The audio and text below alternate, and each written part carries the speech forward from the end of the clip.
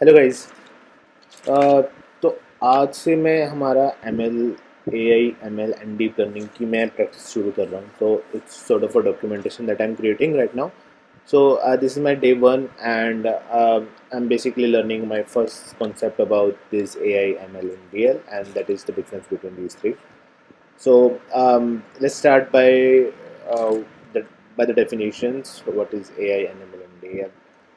Uh, so AI, basically AI is artificial intelligence. So it's nothing but actually adding the intelligence into the computers, and uh, so it all got started in 1950, where uh, the scientists started to think about that, can we actually add the information, can we add the intelligence into the computer and make the computer intelligent, more intelligent than us.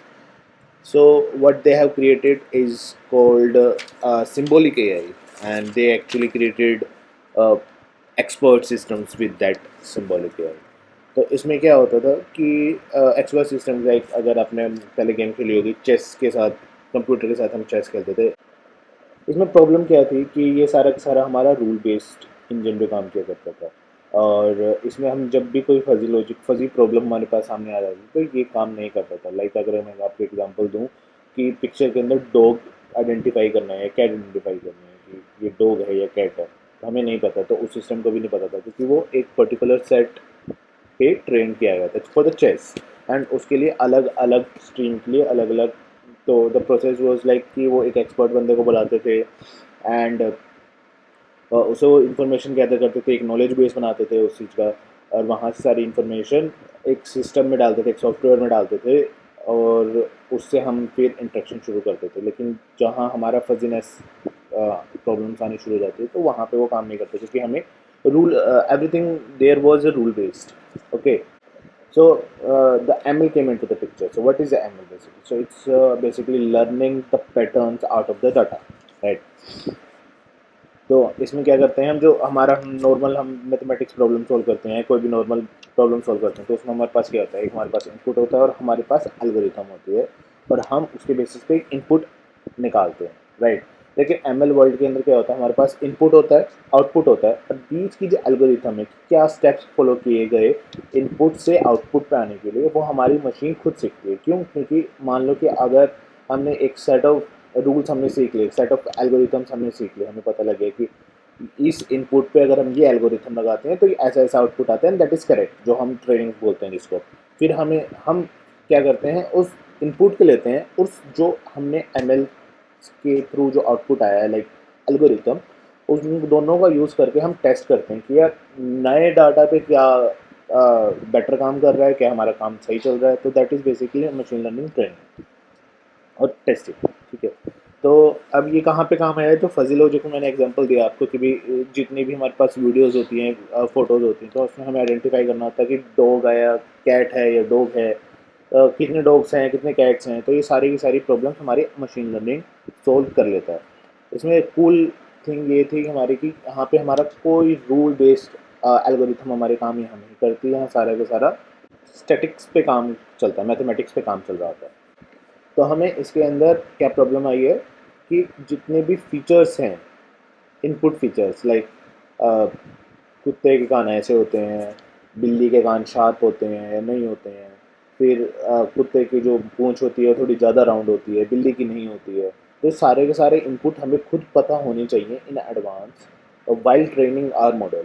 So that was the drawback here. And अगर ऐसी situations हैं हमारे पास कि ऐसे ऐसी problems हैं जहां हमें फीचर्स पता हैं, सर्टेन है हम कि ये फीचर्स होते हैं, यही फीचर्स हमारे आउटपुट या एल्गोरिथम को डिसाइड करने के लिए इफ़ेक्टिव होंगे, या दैट विल बी इनफ, तो हम हमेशा एम एल एल्गोरिथम्स के पास जाते हैं. फिर third paradigm is deep learning. Deep learning में क्या था कि इसमें चीज़ सेम ही है जो एम एल वाली है, कि it's basically trying to learn the patterns out of the data. But यहाँ फिलोसफी चेंज कर दी गई है. फिलोसफी क्या है कि rather dealing with statistical approach, going with the statistical approach, what the scientists thought is like just mimic the most intelligent thing on this world, and that is human brain. तो इन्होंने क्या किया कि let's create neurons and perceptrons and axons and all those things. So basically जो हमारा brain का structure है उसको मिमिक करने की कोशिश की गई है डीएल के अंदर, डीप लर्निंग के अंदर. इससे हमारी प्रॉब्लम्स बहुत ज़्यादा सोल्व हो पाई हैं जो एमएल भी नहीं कर पा रहा था. अब क्या है अब इसके अंदर एडवांटेज क्या है, इसमें हमें इनपुट फीचर्स देने की जरूरत नहीं होती कि भाई कुत्ता है तो उसके कान टेढ़े मेढ़े होंगे या ऐसा होगा, पूंछ का जो मैंने एग्जांपल दिया उसमें ऐसा कुछ करने की जरूरत नहीं थी. इसमें हमें सिर्फ और सिर्फ डाटा भर भर के डाटा दे दो और जो डीप लर्निंग एल्गोरिथम्स हैं वो खुद ही आइडेंटिफाई करती हैं ओ कि अच्छा ठीक है कि ऐसा ऐसा कुत्ता होगा कि हमने बहुत सारे इमेजेस दे दी, ठीक है कि मतलब ये you are saying that it's a dog and मान लेना डॉग है, वो फीचर एक्सट्रैक्शन वाला काम वो खुद करता है. ठीक है, तो अब क्या है बेसिकली, अब इसके अंदर अगर हम डिफरेंस देखें कि डीप लर्निंग और मशीन लर्निंग में डिफरेंस क्या है.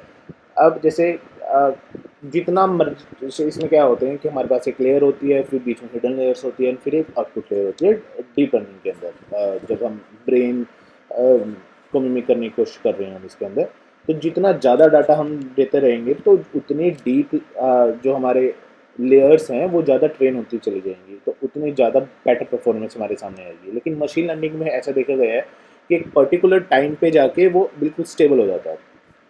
ठीक है, तो ऐसा नहीं है कि हम जितना ज़्यादा डाटा देते रहेंगे कोई एक मशीन लर्निंग एल्गोरिथम उतनी बेटर होती रहेगी, एक पर्टिकुलर टाइम पे उसका सिचुएशन आ ही जाएगा. लेकिन डीप लर्निंग में ऐसा नहीं होता. तो पर क्या इसका मतलब ये हो कि हमें हर एक जगह हमें डीप लर्निंग यूज़ करनी चाहिए, क्योंकि deep learning is basically solving every problem the ML is solving, plus it's solving the extra other problems. So the answer is no. Reason being कि जो काम हम बेसिकली सुई से कर सकते हैं उसके लिए हमें तलवार उठाने की जरूरत नहीं है. और अगर बेसिकली जहाँ हमारे मशीन हमें पता है कि क्या फीचर्स हैं, हमें हमारे पास इनपुट है, सारा का सारा डाटा है, तो देन वी शुड गो फिर द एमएल.